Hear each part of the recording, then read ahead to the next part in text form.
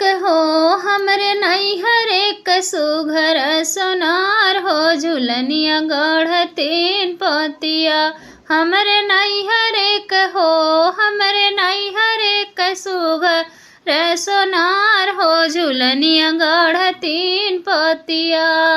झुलनिया पहिनी हमरी ननदी जी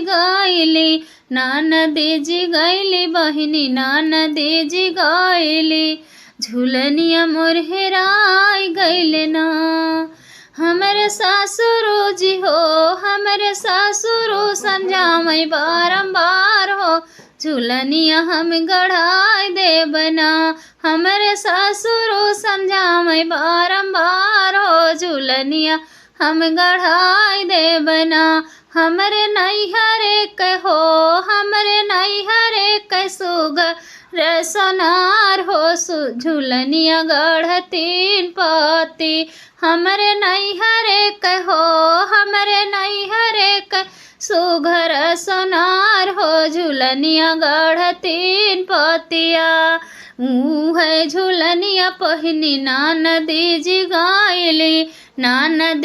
गईली बहिनी ननदी जी गईली झुलनिया मोर हेराई गईले ना हमरे देवरू हो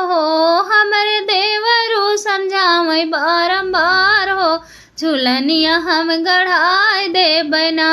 हमरे देवरू समझावई बारंबार हो झुलनिया हम गढ़ाई देबना हमरे नैहरे क हो हमरे नैहरे क सुघर सोनार हो झुलनिया गढ़तीन पति झुलनिया गढ़तीन पति है झुलनिया पहिनी ननदी जी गईली बहिनी ननदी जी गईली झुलनिया मोर हेराई गईले ना झुलनिया मोर हेराई गईले ना हमरे जेठऊ हो हमरे जेठऊ समझावे बारंबार हो झुलनिया हम गढ़ाई देबना हमरे जेठऊ समझावे बारंबार हो झुलनिया हम गढ़ाई देबना हमरे नैहरे क हो हमरे नैहरे क सुघर सोनार हो झुलनिया गढ़तीन पतिया हमरे नैहरे क सुघर सोनार हो झुलनिया गढ़तीन पतिया है झुलनिया पहिनी ननदी जी गईली बहिनी ननदी जी गईली हमरे जो झुलनिया मोर हेराई गईले ना